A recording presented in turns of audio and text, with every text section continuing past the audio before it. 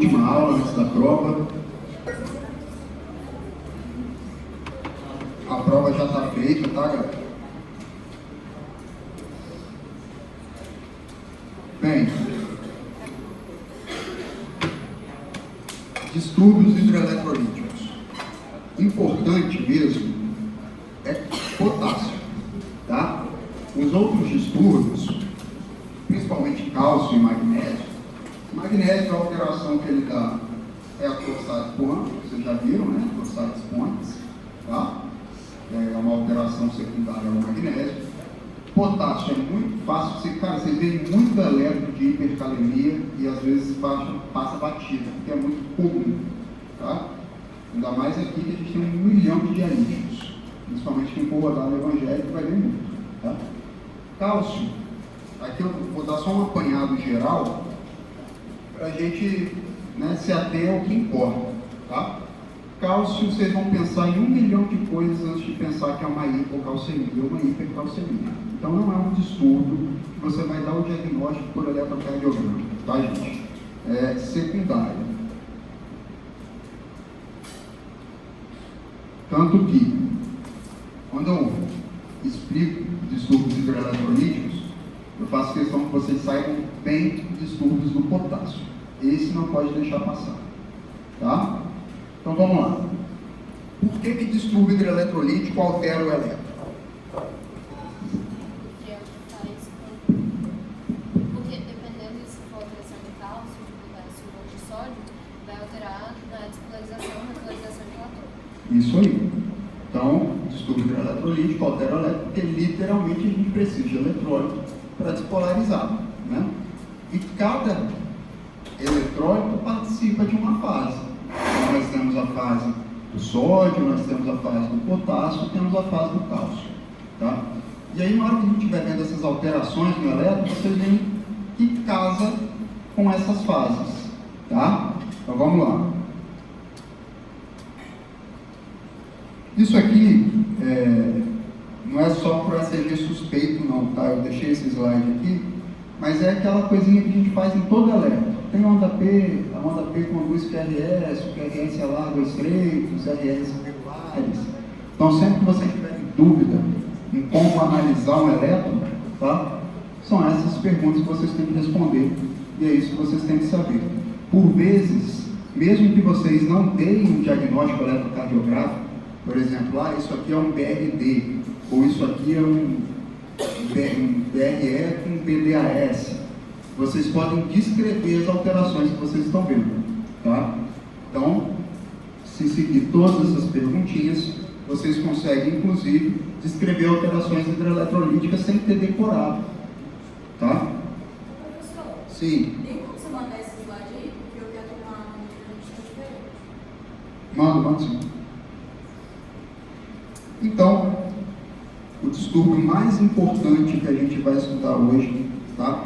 Inclusive eu escolho essa aula para fazer o eletro agora com vocês, porque é uma aula muito rápida mesmo. É a hipercalemia, beleza? Ou hiperpotassemia, como preferirem chamar. Muito comum em dialítico, muito comum em paciente durante quimioterapia, tá? Muito comum em pacientes hoje que fazem tratamentos estéticos. As meninas aí, às vezes, tem gente que toma espironolactona para a pele. É um poupador de potássio, né? Então, assim, o que vai alterar no eletro? A um nível plasmático de 5 a 5,5, que é um nível ainda tendo como normal, não vai alterar nada. De 5,5 a 6,5, a gente começa a articular a onda T.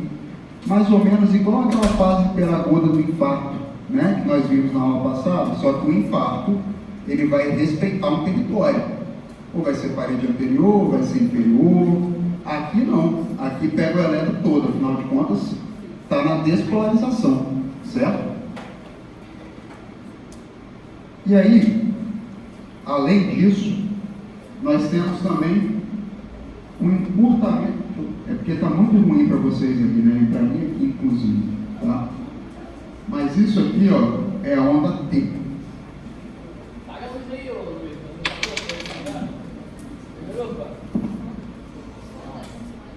Ó, vamos lá. QRS é isso, e olha a onda T.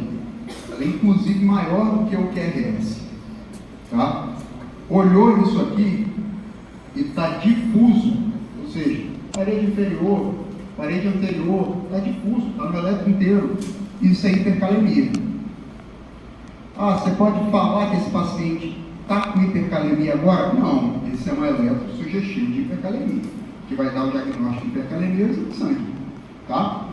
Mas para que serve isso aqui?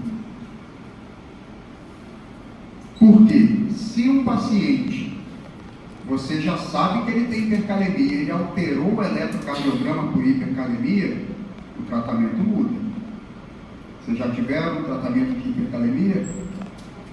Qual é a primeira coisa a ser feita na hipercalemia quando a gente tem alteração eletrocardiográfica? Gluconato de cálcio. Tá? Estabilização da membrana. Beleza. Se não tiver alteração eletrocardiográfica, o gluconato de cálcio não precisa ser feito. Ok? Então, eletro de hipercalemia, ondas T's apiculadas por todo o eletro. Tá?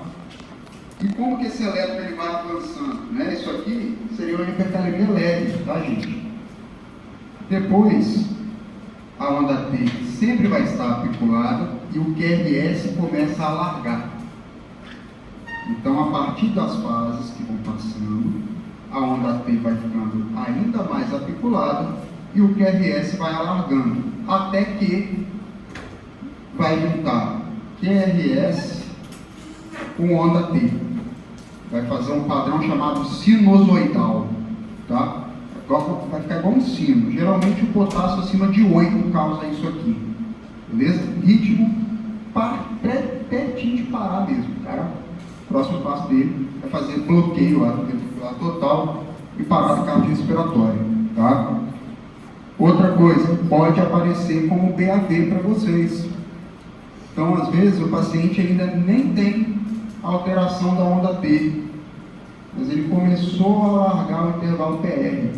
O diagnóstico é um bloqueio atrioventricular de primeiro grau, mas procure saber como que está o potássio, tá? Por isso que toda vez que chega paciente bloqueado, seja com BAVT, BAV de primeiro, BAV de segundo, que seja, qualquer distúrbio, né, do nó atrioventricular, obrigatoriamente você tem que saber quanto é o potássio. Pô, deram um pincel permanente.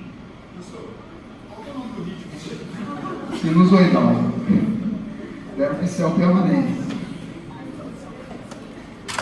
Aí é foda. Alguém tem álcool aí? Álcool? Pra passar a mão, pra passar ali? Pode ser.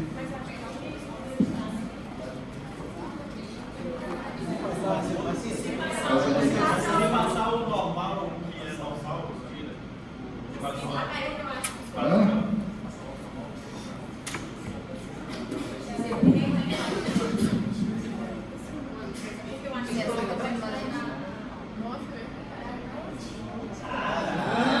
Rapaz, mandou um hack aqui.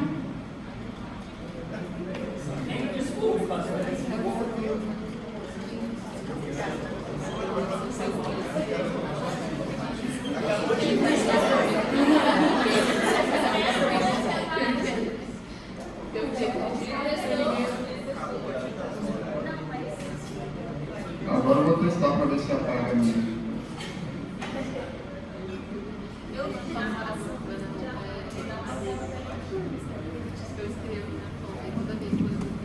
Nossa.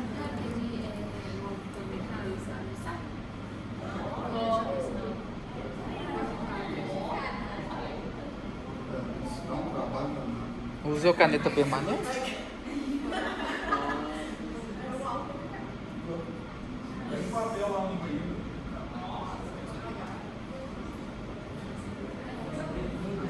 Pronto, já tá pior.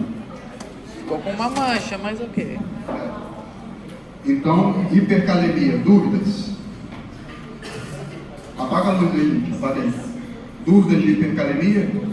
Não? E a hipocalemia, será que é como? É o contrário, tá, gente? O legal do distúrbio hidroeletrolítico é isso, você precisa gravar um só. A hipocalemia é o contrário.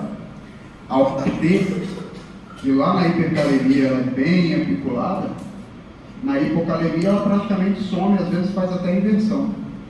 Tá? E surge uma ondinha nova, aqui nesse eletro não tem.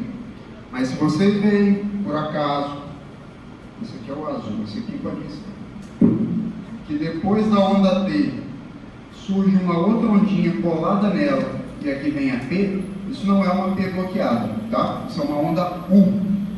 Na hipercalemia, ela pode aparecer. Ela não tem essa forma assim, igual da onda P não, tá gente? Isso aqui é porque eu sou desenhista, né? Mas ela é um pouquinho mais achatadinha, dura um pouquinho mais de tempo, e ela é quase colada com a onda T, tá? Então, se te perguntarem, na hipocalemia existe mais algum outro sinal? Aparecimento da onda U. Não é para todo mundo, mas pode aparecer, inclusive na hipercalemia. Só que ela é muito comum na hipocalemia, tá?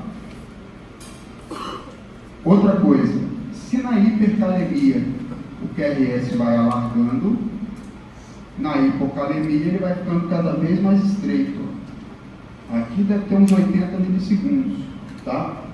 E a hipocalemia não tem a mesma evolução da hipercalemia, que a gente consegue ver mais ou menos qual o nível sérico do potássio ali, né? Tem padrão sinusoidal, a gente estava em potássio ali de 8, 9. A hipocalemia não tem essa relação, tá? Os achados são basicamente esses, independente se o potássio está 1, se está 2 ou se está 3, ok? Muito comum aparecer algum achado com potássio abaixo de 2. Até lá, não aparece nada. Então, por isso que quando eu falei para vocês que o distúrbio mais importante a ser visto no eletro é a hipercalemia, é porque é o que mais aparece, tá? E é o que realmente tem alguma relação com o nível sério. Você consegue olhar, só tem onda T articulada? Apesar de eu não dar o diagnóstico pelo eletro, eu sei que provavelmente aquele potássio ali está em torno de 6. O diagnóstico vai ser dado pelo exame de sangue. Ok?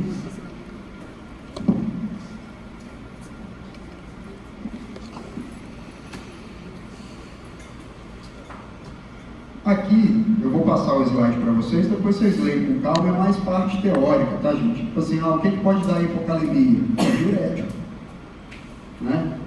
Diurético pode dar hipocalemia.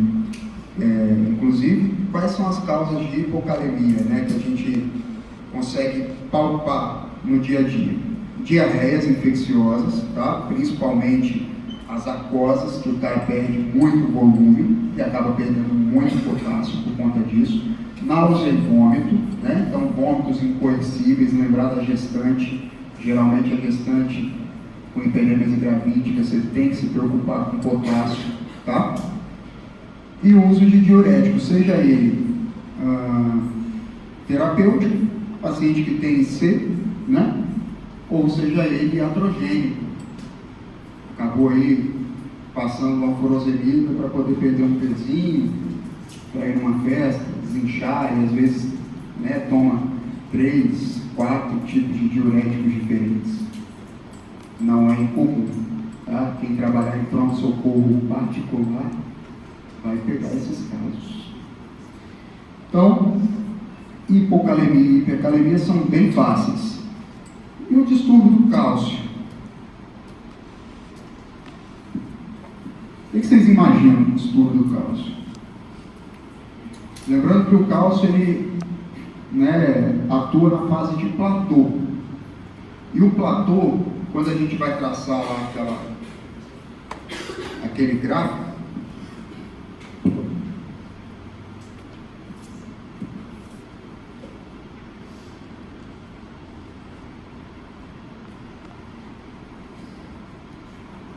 isso aqui é QRS,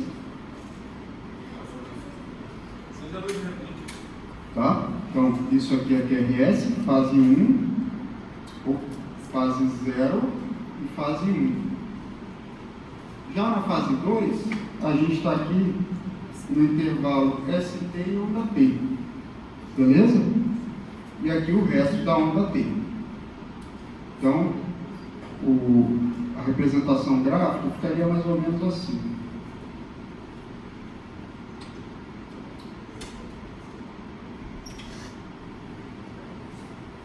Ok? Essa seria a representação gráfica, mais ou menos aí, se a gente colocasse as curvas de estabilidade. E aí vamos lá. Fase 0, quem que age? Sódio? Beleza. E a fase 1? Abre os canais de potássio. Ok. Fase 2? Cálcio. Cálcio. Se eu tenho muito cálcio, né? Muito cálcio, esses canais aqui vão ficar abertos mais tempo ou menos? O ideal seria pensar em menos, mais ou menos. Tá? A fase ela vai se alongar, vai entrar mais cálcio, tá? Então, hoje, gente, perdão, é menos. Vai chegar até o potencial mais rápido, perdão, tá? Por isso o QT é curto, beleza? Vamos voltar aqui no potássio rapidinho. A fase 1 entra sódio, a fase 0 entra sódio, a fase 1 entra potássio. Se eu tenho muito potássio entra rápido demais, beleza? E aí, a partir do momento que vai entrando ainda mais potássio, vocês concordam que aqui seria para ser uma polarização parcial? Né? Inclusive, nós chamamos de fase de polarização parcial. Você chega até um certo nível de voltagem, polariza um pouquinho e abre os canais de cálcio. Tá? Ele acaba hiperpolarizando de forma muito rápida. Tá? Acaba polarizando de forma muito rápida. E por conta disso, o QRS aqui, aí que seria essa questão. Quanto mais potássio entra, o QRS fica mais largo. Tá? E quanto menos potássio entra, o QRS fica mais curto. Beleza? É só uma confusão mesmo que eu fiz com a questão do cálcio. Já no cálcio, quanto mais cálcio, o cálcio entra mais rápido, e aí o intervalo que tinha determinado tamanho agora fica mais curto, beleza? Porque essa fase de platô, ela fica mais curta. Entrou cálcio demais, tem muito cálcio lá fora, QT curto, tá? E o intervalo PR fica como?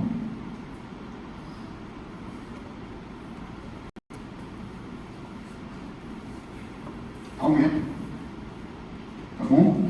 Então, no cálcio, é só a gente pensar o seguinte: cálcio demais, QT curto, PR alonga. Nem sempre um PR longo. Vai ser um PR que você vai observar alongar. Na hipocalcemia, é o contrário. QT longo e o PR mais curto. Fica parecendo muito, inclusive, a hipocalcemia, uma coisinha que nós conversamos, né, na aula passada, que é a TAV, taquicardia de entrada atrioventricular, por conta do PR curto, mas não tem onda delta. E o QT é longo, beleza? Quando vocês forem olhar lá o diagnóstico de Wolff-Parkinson-White, né, que é uma das TAVs, entre outras que tem, vocês vão ver que existem PR curto e onda delta. Se não tem onda delta, não pode chamar de Wolff-Parkinson-White. Pode chamar de outras pré-excitações. Vai depender de onde que está o feixe anômalo, tá? Já quando é distúrbio do cálcio, além do PR curto, você tem o QT longo. Ok? Por que eu falei que vocês não vão prestar muita atenção nisso no eletro, né? Se você tem um PR curto, você vai pensar em cálcio? Você vai pensar em TAV. Então, geralmente, cálcio, você vai descobrir através do exame de sangue. Porque se você pensa em TAV, automaticamente você tem que pedir íons, tem que pedir tudo para ver como é que está o paciente e acaba vendo cálcio, ali você descobre que tem hipercalcemia ou hipocalcemia. Tá? Agora, QT longo, vocês vão pensar em cálcio? Não, vocês vão pensar em droga. Qualquer tipo de droga, miodarona, por exemplo. A grande maioria dos pacientes que tem alguma deficiência cardiovascular usa miodarona. Quem é FA usa miodarona. Então, esses pacientes podem ter QT longo. E não é difícil achar, tá? E lembrando, o diagnóstico de QT longo tem que ser corrigido pela frequência cardíaca, tá? Então vocês têm que contar lá quantos quadradinhos tem, até 480 de QT corrigido, é normal. Passou disso é QT longo. Como é que corrige? Vai contar quantos quadradinhos tem, vai jogar na fórmula pela frequência cardíaca, ela já vai te dar o valor. Ok? E se eu achar um QT longo, o que eu faço?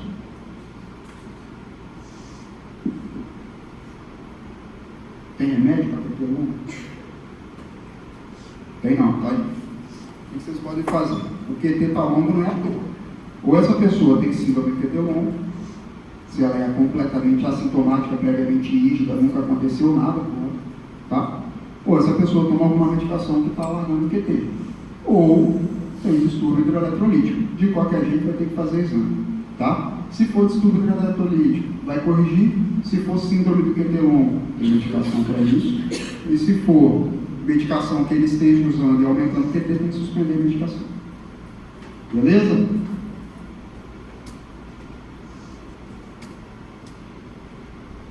Olha só, magnésio, como eu falei para vocês, ela começa com um QT longo e vocês vão pensar no magnésio como um estabilizador de membrana. Ele não entra ali em nenhuma daquelas fases de despolarização, né? Mas ele é como se estivesse ali sendo um juiz, sabe? Ele estabiliza a membrana para que aquilo aconteça. Caso o magnésio esteja baixo, ou você pode evoluir com QT longo até virar uma taquicardia ventricular, ou você evolui direto para TV polimórfico, que é a torsade-Coan, tá? O único dos distúrbios hidroeletrolíticos que você está autorizado a repor é esse. Se você pegar um paciente com torsade-Coan, a primeira coisa que você vai fazer, se o cara estiver estável, são 2 gramas de magnésio venoso. Esse é o único, tá? Peguei um eletro com hipocalemia, sugestivo de hipocalemia, você não vai repor potássio, a não ser que você saiba que o potássio está baixo. Peguei com hipercalemia, você não vai começar o tratamento de hipercalemia, a não ser que você saiba o nível plasmático do potássio, tá?